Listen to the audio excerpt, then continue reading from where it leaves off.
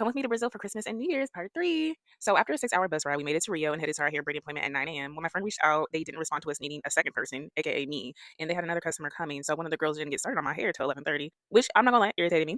But while we were there, we got some acai, which was the start of my acai addiction because it was so good. But anyway, 7.5 hours later, it was done. A majority of the time, there was only one girl on my head, so that's mainly the reason why. Then we headed to our Airbnb, which we couldn't even get into.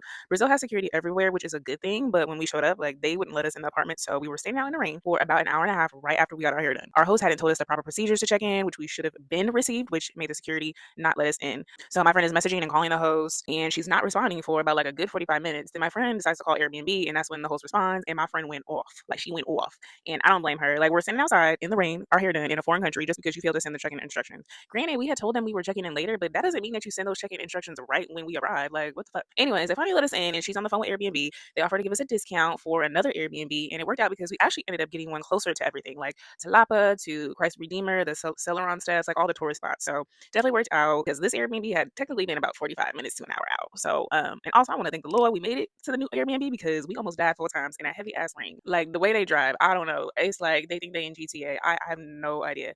Stay tuned for part four.